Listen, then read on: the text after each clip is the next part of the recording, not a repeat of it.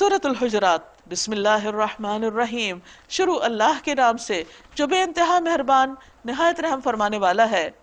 یا ایہا الذین آمنوا لا تقدموا بین یدی اللہ ورسولہ واتقوا اللہ ان اللہ سمیع علیم۔ اے لوگو جو ایمان لائے ہو، اللہ اور اس کے رسول کے آگے پیش قدمی نہ کرو، یعنی ان کی رائے پر اپنی رائے کو آگے مت رکھو، یہ حرام ہے، یہ درست نہیں۔ اور اللہ سے ڈرو، یعنی جہاں نبی صلی اللہ علیہ وسلم کوئی فیصلہ کر دے تو پھر تم اس فیصلے کو پلٹ نہیں سکتے، پھر اسے قبول کرنا ہوگا، یہ ایمان کا حصہ ہے۔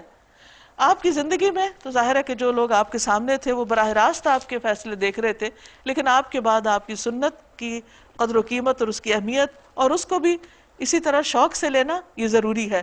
اس لیے بہت ضروری ہے کہ اگر مثلا کسی عالم کا ایسا فتویٰ ہو جس میں کسی صریح نص کی مخالفت کی گئی ہو، نبی صلی اللہ علیہ وسلم کی کسی حدیث کی یا آپ کی کسی سنت کی، تو اس میں انسان کو انا کا مسئلہ نہیں بنانا چاہیے، اللہ کے رسول صلی اللہ علیہ وسلم کی بات کو لے لینا چاہیے اور باقی سب کی اچھی اچھی باتوں کو اس کے نیچے رکھنا چاہیے۔ کسی کو اجازت نہیں کہ وہ اللہ کے رسول صلی اللہ علیہ وسلم کی بات سے اپنی بات کو آگے بڑھا کر پیش کرے۔ ان اللہ سمیع علیم، بے شک اللہ سب کچھ سننے اور جاننے والا ہے۔ یا ایھا الذین آمنوا لا ترفعوا اصواتکم فوق صوت النبی، اے لوگو جو ایمان لائے ہو، اپنی آواز کو نبی صلی اللہ علیہ وسلم کی آواز سے بلند نہ کرو، کیونکہ ادب کے خلاف ہے۔ آپ کی زندگی میں خاص طور پر آپ کی مجلس میں بیٹھے ہوئے کسی کو اجازت نہیں تھی کہ وہ اونچی اونچی آواز میں آپس میں باتیں کریں یا آپ سے ایسے بات کرے کہ جس میں ادب کے پہلو میں کمی واقع ہو رہی ہو، اور اس طرح نہیں جس طرح تم آپس میں ایک دوسرے سے کرتے ہو، یعنی اس طرح فرینکلی بھی باتیں مت کرو۔ یاد رکھو وہ اللہ کے رسول ہیں اور ان کا ایک خاص مقام ہے، ان میں اور عام لوگوں میں فرق ہے۔ کہیں ایسا نہ ہو کہ تمہارا کیا کرا سب غارت ہو جائے اور تمہیں خبر بھی نہ ہو۔ یعنی اللہ کے رسول صلی اللہ علیہ وسلم کا ادب احترام ایمان کا حصہ ہے، جیسے سورۃ الفتح میں بھی کہا گیا تاکہ تم اس کی تعظیم کرو اور اس کا ساتھ دو۔ ان الذین یغضون اصواتهم عند رسول اللہ اولئک الذین امتحن اللہ قلوبهم للتقوی، جو لوگ رسول خدا کے حضور بات کرتے ہوئے اپنی آواز پست رکھتے ہیں، آہستہ بولتے ہیں، ادب سے بات کرتے ہیں، وہ در حقیقت وہی لوگ ہیں جن کے دلوں کو اللہ نے تقوی کے لیے جانچ لیا ہے، یعنی واقعی اس میں تقوی موجود ہے، اور تقوی ہو تو یہ طریقہ ہو سکتا ہے۔ یہ نہیں کہ اگر کسی حدیث کا کوئی ذکر ہو رہا ہو تو انسان بدتمیزی سے بات کرے یا کہ میری سمجھ میں تو یہ بات نہیں آتی، یا یہ کیسے ٹھیک ہو سکتا ہے، یا یہ تو عقل کے خلاف ہے۔ کسی بھی حدیث پر کوئی حکم لگانے سے پہلے، کوئی فتویٰ دینے سے پہلے انسان کو اچھی طرح سوچ سمجھ کے پوری طرح اس کا جائزہ لے لینا چاہیے، اس کے بعد کوئی رائے دینی چاہیے۔ ان کے لیے مغفرت ہے، کن کے لیے؟ جن کے دلوں میں تقوی ہے اور وہ اللہ کے رسول صلی اللہ علیہ وسلم کا ادب اور احترام کرتے ہیں، وہ گستاخ رسول نہیں ہیں، ان کے لیے مغفرت اور اجر عظیم ہے۔ پھر یہ ہوتا تھا کہ مدینہ والے تو بہت حد تک تربیت یافتہ ہو گئے تھے، ان کو بہت سے باتیں ادب آداب سمجھ آ گئے تھے، لیکن کچھ لوگ ایسے تھے جو باہر کے دیہاتوں سے آتے تھے تو ان کو سمجھ نہیں آتی تھی کہ انہوں نے کیسے بات کرنی ہے، تو اس لیے ان کے بارے میں بھی آیت نازل ہو گئی۔ اے نبی صلی اللہ علیہ وسلم، جو آپ کو حجروں کے باہر سے پکارتے ہیں، یعنی اگر وہ آئے ہیں آپ سے ملاقات کے لیے اور آپ مسجد میں نہیں ملے ان کو، تو وہ آپ کے گھروں کے دروازوں پہ آ کے زور زور سے بلند آواز سے بلا رہے ہیں اور بغیر کسی ادب کے تمیز کے، فرمایا ان میں سے اکثر بے عقل ہیں، کیونکہ تو کامن سینس کی بات ہے کہ کسی بڑے سے کس طرح بات کی جاتی ہے۔ اگر وہ تمہارے برآمد ہونے تک صبر کر لیتے تو انہی کے لیے بہتر تھا، یعنی آپ اگر خود تشریف لاتے۔ اب اصل میں ہوتا یہ ہے کہ جو شخص بھی دین کی خدمت کا کام کرے، اور نبی صلی اللہ علیہ وسلم تو ظاہر ہے سب سے بڑھ کر اللہ کے پیغام کو پہنچانے والے تھے، تو لوگوں کا عام طور پہ تصور یہ ہوتا ہے یا اسے ایکسپیکٹ یہ کرتے ہیں کہ وہ نہ آرام کریں، نہ کھائیں، نہ پئیں، اور نہ ہی کوئی ان کا اور کوئی کام ہو، بس جس وقت لوگ ان کو طلب کریں وہ حاضر ہو جائیں، چاہے وہ دن ہو یا رات ہو یا کوئی بھی وقت ہو۔ تو یہ طریقہ ٹھیک نہیں ہے۔ اللہ درگزر کرنے والا اور رحیم ہے۔ یا ایھا الذین آمنوا ان جاءکم فاسق بنبأ فتبینوا، ایک اور ادب سکھایا جا رہا ہے۔ اے لوگو جو ایمان لائے ہو، اگر کوئی فاسق تمہارے پاس کوئی خبر لے کر آئے تو تحقیق کر لیا کرو، یعنی خاص طور پر ایسی خبر جس میں کسی کے خلاف کوئی زد پڑتی ہو۔ کہیں ایسا نہ ہو کہ تم کسی گروہ کو نادانستہ نقصان پہنچا بیٹھو اور پھر اپنے کیے پر پشیمان ہو۔ وَاعْلَمُوا أَنَّ فِيكُمْ رَسُولَ اللَّهِ، جان لو کہ بے شک تم میں اللہ کے رسول موجود ہیں۔ یعنی اگر کہیں کمی بیشی ہو جاتی ہے تو اللہ تعالیٰ وحی کے ذریعے اطلاع کر دیتے ہیں، لیکن اگر وہ بہت سے معاملات میں تمہاری بات مان لیا کرے تو تم خود ہی مشکلات میں پڑ جاؤ گے۔ مگر اللہ نے تم کو ایمان کی محبت دی اور اس کو تمہارے لیے دل پسند بنا دیا اور کفر اور فسق اور نافرمانی سے تم کو متنفر کر دیا۔ ایسے ہی لوگ اللہ کے فضل اور احسان سے راست رو ہیں، سیدھے رستے پہ چلنے والے ہیں، اور اللہ علیم اور حکیم ہے، کیونکہ جب دل میں ایمان ہوتا ہے، تقوی ہوتا ہے، تو اللہ تعالیٰ کی کوئی بات پھر ماننا مشکل نہیں لگتا۔ اور اگر اہل ایمان میں سے دو گروہ آپس میں لڑ جائیں تو ان کے درمیان صلح کراؤ۔ یہ نہیں کہ تم کہو کہ وہ خود ہی اپنے آپ کو نپٹیں اور تم ایک طرف بے نیاز ہو کے بیٹھ جاؤ، نہیں، کیونکہ صلح کرانا جو ہے وہ بہترین عمل ہے، جو ایک حدیث کے مطابق نماز، روزہ، زکوٰۃ وغیرہ سے بھی زیادہ افضل نیکی ہے۔ رسول اللہ صلی اللہ علیہ وسلم نے فرمایا، کیا میں تمہیں ایسے صدقے کے بارے میں نہ بتاؤں جس کے مصرف کو اللہ بہت پسند کرتے ہیں؟ تم لوگوں کے درمیان صلح کرایا کرو، یہ ایسا صدقہ ہے کہ اللہ تعالیٰ اس کے مصرف کو پسند کرتے ہیں، یعنی اس صدقے کو کرنے کو یا یہ کام کرنے کو بہت پسند فرماتے ہیں۔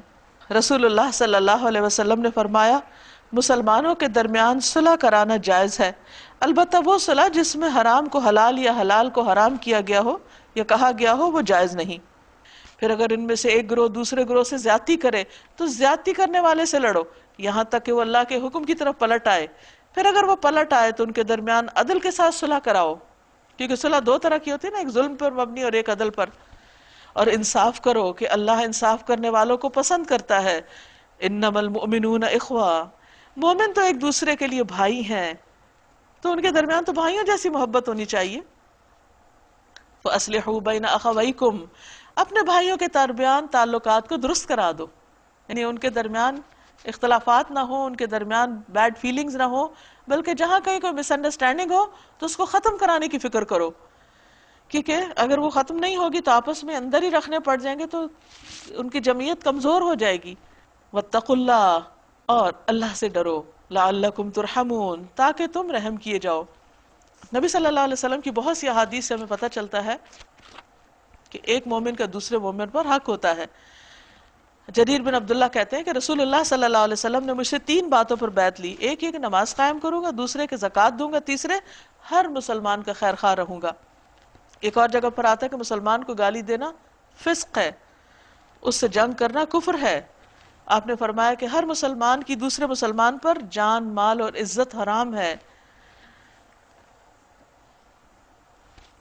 پھر فرمایا، یا ایھا الذین آمنوا لا یسخر قوم من قوم، اب یہاں سے کچھ اور آداب سکھائے جا رہے ہیں۔ یہ وہ چیزیں ہیں جن کی پابندی ضروری ہے، جو احکامات آئندہ دیے جائیں گے، کیونکہ ان احکامات کی خلاف ورزی کی وجہ سے اختلافات، جھگڑے اور فساد ہوتے ہیں، تعلقات خراب ہوتے ہیں، اور پھر جمعیت کمزور ہوتی ہے اور انسان کسی کام کا نہیں رہتا، کیونکہ اس سے معاشرے کے اندر بہت ڈسٹربنس اور بے چینی پیدا ہوتی ہے۔ بات یہ ہے کہ ہر انسان کے اندر بڑا بننے کا جذبہ کہیں نہ کہیں چھپا ہوتا ہے، اور جب کبھی بات اس کی ذات پہ آتی ہے تو وہ فوراً اپنی صفائی پیش کرنے لگتا ہے، یا دوسرے کے اوپر بعض اوقات اس لیے بات کرتا ہے کہ اس کو چھوٹا کر کے وہ خود بڑا بن سکے۔ تو یہ ساری چیزیں بہت ناپسندیدہ ہیں۔ فرمایا، اے لوگو جو ایمان لائے ہو، نہ مرد دوسرے مردوں کا مذاق اڑائیں، ہو سکتا ہے وہ ان سے بہتر ہوں، نہ عورتیں دوسری عورتوں کا مذاق اڑائیں۔ اس میں 2 باتیں، ایک تو یہ ہے کہ یہ نہیں کہا گیا کہ عورتیں مردوں کا مذاق نہ اڑائیں یا مرد عورتوں کا، کیونکہ مذاق انسان کسی سے اسی وقت کرتا ہے جب اس سے بہت فرینکنس ہوتی۔ تو مسلم معاشرے کے اندر عورتوں اور مردوں کے بیچ میں ایسی فرینکنس ویسے ہی ٹھیک نہیں کہ وہ ایک دوسرے کے مذاق اڑانے پہ آ جائیں، لیکن جب وہ آپس میں بھی بیٹھے ہوں، مرد مردوں میں اور عورتیں عورتوں میں، تو بہت سنبھل کے گفتگو کریں، کسی کی تحقیر نہ کریں، اس کو بلٹل نہیں کریں، کیونکہ مذاق عام طور پر اس کا اڑایا جاتا ہے کہ جس کو انسان اپنے سے ہلکا پاتا ہے، کم پاتا ہے، کوئی اپنے والدین کا یا بڑوں کا نہیں اڑاتا۔ تو ایک تو یہ ہے کہ کسی کے ساتھ ایسا رویہ کیا ہی نہ جائے، نہ زبان سے اور نہ کسی اور حرکت سے، کسی کی نقل نہ اتاری جائے، اس کی طرف اشارے نہ کیے جائیں، اس کے کام پر یا لباس پر یا گفتگو پر ہنسا نہ جائے، یہ بھی مذاق اڑانے میں شامل ہوتا ہے۔ اس کے کسی نقص یا عیب کی طرف کسی کو متوجہ نہ کیا جائے کہ وہ بھی دیکھ کے ہنسنا شروع کر دیں. تو یہ ساری چیزیں جس سے انسانوں کی دل آزاری ہو، اس سے منع کیا گیا. رسول اللہ صلی اللہ علیہ وسلم نے فرمایا انسان کے بدترین ہونے کے لیے یہی کافی ہے کہ وہ اپنے مسلمان بھائی کو حقیر سمجھے، اپنے سے کمتر سمجھے. پھر فرمایا وَلَا نِسَاءٌ مِّن نِسَاءٍ، عورتیں عورتوں کا نہ اڑائیں، عَسَىٰ أَن يَكُنَّ خَيْرًا مِّنْهُنَّ، ہو سکتا ہے وہ ان سے بہتر ہوں. یعنی تم ان کو اپنے سے کمتر سمجھ کے مذاق کر رہے ہیں، ان سے ہو سکتا ہے وہ زیادہ بہتر ہوں. تو پھر کہیں ایسا نہ ہو کہ اللہ تعالیٰ کی بھی ناراضگی آ جائے. وَلَا تَلْمِزُوا أَنفُسَكُمْ، آپس میں ایک دوسرے پر تان نہ کرو. لمز کا لفظ استعمال ہوا ہے جس کا معنی ہے تان و تشنیع، چوٹیں کرنا، پھپتیاں کسنا، الزام دھرنا، اعتراض کرنا، تنقید کرنا، عیب چینی کرنا، کسی کے نقص نکالنا، کھلم کھلا بولنا، یا پھر اشاروں میں یا انڈائریکٹلی باتیں سنانا. یہ ساری چیزیں انسانوں کے دل توڑتی ہیں. نبی صلی اللہ علیہ وسلم نے فرمایا اگر کوئی شخص تمہیں برا بھلا کہے اور تمہارے اندر جس عیب کا اسے علم ہو اس سے تمہیں عار دلائے، شرمندہ کرے، تم اسے اس کے عیب سے عار نہ دلانا جو تمہیں معلوم ہو کہ اس کا وبال اسی پر پڑے گا. اور نہ ایک دوسرے کو برے القاب سے یاد کرو، یعنی کوئی کسی کو ایسے نام سے نہ پکارے جس سے اس کی تحقیر تنقیص ہوتی ہو. مثلا کسی کو فاسق کہنا، منافق کہنا، کسی کے اوپر کفر کا فتویٰ لگا دینا راہ چلتے چھوٹی سی بات سے، کسی کو لنگڑا کہنا، کسی اندھا کہنا. اس طرح کے نام نہیں کسی کے رکھنے چاہیے کیونکہ اس سے دوسروں کو تکلیف پہنچتی ہے. پھر فرمایا ایمان لانے کے بعد فسق میں نام پیدا کرنا بہت بری بات ہے. جو لوگ اس روش سے باز نہ آئے وہی ظالم ہیں. یعنی مومن کے لیے یہ بہت ہی شرمناک بات ہے کہ مومن ہونے کے باوجود وہ بد اخلاقی میں ماہر ہو اور اس نام سے پہچانا جائے کہ فلاں تو بڑے بڑے دوسروں کی عزتیں اچھالنے کے قابل ہے. تو یہ چیز کچھ اچھی بات نہیں کہ ایسے اوصاف میں انسان شہرت کمائے. پھر فرمایا یا ایھا الذین آمنوا اجتنبوا کثیرا من الظن، اے لوگوں جو ایمان لائے ہو بہت گمان کرنے سے پرہیز کرو. یعنی دوسروں کے بارے میں گمان اچھا رکھو، رائے اچھی رکھو، کیونکہ اگر انسان کی تھنکنگ نیگیٹو ہوتی کسی کے بارے میں تو وہیں سے خرابیاں شروع ہوتی. مذاق بھی اسی کا اڑایا جاتا ہے اور پھر غیبت بھی اسی کی اور الزام تراشی بھی اسی پر. تو دوسروں کے بارے میں اپنی سوچ کو مثبت رکھو، کیونکہ انسان کے لیے بعض گمان جو ہیں گناہ کے درجے میں. فرمایا ان بعد الظن اثم، بعض گمان گناہ لکھے جاتے ہیں. وہ ہے صرف سوچ لیکن لکھی جا رہی اور اس پہ پکڑ ہوگی. پھر انسان کیا کرے گا، کیا جواب دے گا؟ یعنی جس کی چوری ہوتی ہے اس میں بڑی سخت آزمائش ہوتی، کیونکہ وہ مال تو جاتا ہی ہے. انسان دوسروں کے بارے میں برے گمان کر کر کے ایمان بھی ساتھ جانے دیتا ہے یا اس کے عمل اور بھی ضائع ہوتے ہیں. تو اس لیے اس سے ڈرنا چاہیے. نبی صلی اللہ علیہ وسلم نے فرمایا بدگمانی سے بچو کیونکہ بدگمانی سب سے زیادہ جھوٹی بات ہے. عبداللہ رضی اللہ عنہ فرماتے ہیں کہ جس کی چوری ہو جائے وہ بدگمانی کی وجہ سے چور سے زیادہ گناہگار ہو جاتا ہے. یعنی چوری بہت بڑی آزمائش ہے جس میں انسان ہر ایک کے بارے میں برا سوچنے لگتا ہے. ابو عالیہ کہتے ہیں ہمیں حکم دیا گیا ہے کہ ہم خادم کو مہر لگا کر دیں، یعنی سیل کر کے چیز دیں، ناپ کر اور گن کر دیں تاکہ ان کی عادت خراب نہ ہو یا ہم میں سے کسی کو بدگمانی نہ ہو. یعنی بعد میں ان پر شک نہ کرے کیونکہ بدگمانی گناہ ہے. پھر فرمایا تجسس نہ کرو، ٹو نہ لگاؤ، کسی کے پیچھے نہ پڑو، اس کی خفیہ باتوں کی تلاش میں نہ رہو. یہ بھی ایک بہت ہی بد اخلاقی کی بات ہے. رسول اللہ صلی اللہ علیہ وسلم نے فرمایا اگر تم لوگوں کے عیوب کی ٹوہ میں لگے رہو تو انہیں خراب کر دو گے یا قریب ہے کہ تم ان میں بگاڑ پیدا کر دو گے. رسول اللہ صلی اللہ علیہ وسلم نے فرمایا جو شخص دوسرے لوگوں کی بات سننے کے لیے کان لگائے جو اسے پسند نہیں کرتے یا اس سے بھاگتے ہیں تو قیامت کے دن اس کے کانوں میں سیسا پگھلا کر ڈالا جائے گا. اور تم میں سے کوئی کسی کی غیبت نہ کرے. بعض اوقات ہم بڑی بڑی باتوں کو تو غیبت سمجھتے، چھوٹی چھوٹی چیزوں کو نہیں سمجھتے. چھوٹی چھوٹی کسی کے عیب جوئی کرتے رہے اور اس کے خلاف باتیں کرتے رہے، رات چلتے مثلا کھانا بنا رہے اور پیچھے باتیں کرتے چلے جا رہے ہیں، فلاں تو سو کے نہیں اٹھتا، فلاں یہ نہیں کرتا، فلاں. اس سے فضول باتیں نہیں کرنی چاہیے کیونکہ حدیث میں صاف طور پر آیا ہے کہ ایک مرتبہ آپ کی موجودگی میں ایسی بات کی گئی تو آپ نے اس کو غیبت میں شمار کیا. معاذ بن جبل سے روایت ہے کہ انہوں نے رسول اللہ صلی اللہ علیہ وسلم کے پاس ایک آدمی کا ذکر کیا اور کہا جب تک اسے کھلایا نہ جائے وہ کھاتا نہیں، جب تک اسے سوار نہ کیا جائے وہ سوار نہیں ہوتا. نبی صلی اللہ علیہ وسلم نے فرمایا تم نے اس کی غیبت کی ہے. صحابہ نے کہا اے اللہ کے رسول، جو اس میں ہے ہمیں نے وہی بیان کیا ہے۔ آپ نے فرمایا غیبت کے لیے تمہیں یہی کافی ہے کہ تم اپنے بھائی کی اس بات کا ذکر کرو جو اس میں ہے۔ کیا تمہارے اندر کوئی ایسا ہے جو اپنے مردہ بھائی کا گوشت کھائے؟ یعنی مردہ کا گوشت کوئی ایسا کرنا پسند کرے گا؟ دیکھو تم خود اس سے گھن کھاتے ہو تو پھر اپنے عمل سے بھی گھن کھاؤ۔ کسی مومن کا یہ ذوق نہیں ہو سکتا، ٹیسٹ نہیں ہو سکتا کہ اس کی گفتگو صرف دوسروں کی برائیاں کرنے کے متعلق ہی گھومتی ہو، اس کو صرف دوسروں میں عیب ہی نظر آئے، نقص ہی نظر آئے، وہ صرف انہی پہ ہی بات کرے۔ کچھ لوگوں کا مزاج ایسا ہوتا ہے کہ وہ ہر ایک کی بری بات صرف نوٹ کر لیتے ہیں، پھر جا کے دوسروں سے بولنے لگتے ہیں۔ اسی کو غیبت کہتے ہیں۔ اللہ سے ڈرو، بے شک اللہ توبہ قبول کرنے والا مہربان ہے۔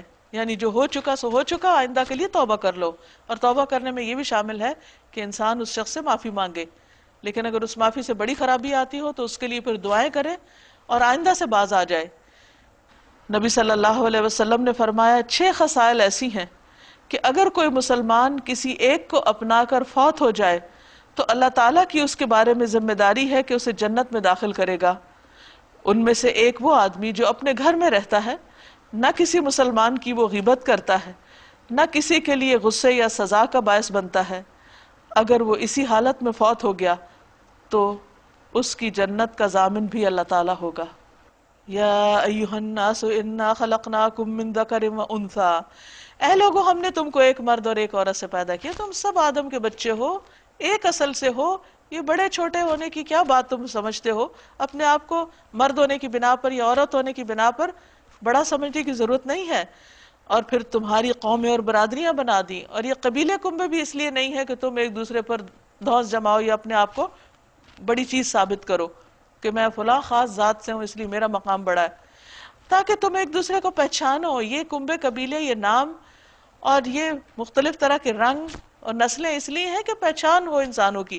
اگر سب سٹریٹ ایک ہی شکل کے ہوتے، ایک ہی رنگ، ایک ہی نسل کے، تو پھر انسان کے لیے پہچان مشکل ہو جاتی۔ اب بھی آپ نے دیکھا کہ جو 2 جڑواں بچے ہوتے ہیں، بعض اوقات ان کو پہچاننا ان کی شکل کے بہت قریب ہونے کی وجہ سے بہت مشکل ہوتا ہے۔ تو اگر سب انسان ایسے ہی ہوتے تو کتنی مشکل ہو جاتی۔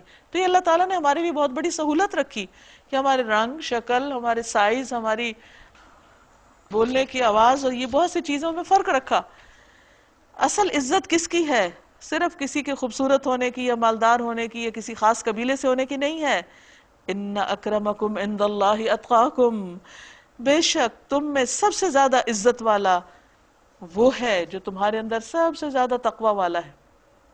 اللہ کے ہاں اس کا مقام بڑا ہے، اس کو اختیار کرو جس کی بنا پر اللہ کی نگاہوں میں بڑے بنو۔ انسان ساری زندگی کوشش کرتا رہتا ہے کہ کس طرح وہ دوسروں کی نگاہوں میں بڑا بنے، تو یہ درست نہیں۔ ان اللہ علیم خبیر، بے شک اللہ علم والا، خبر رکھنے والا ہے۔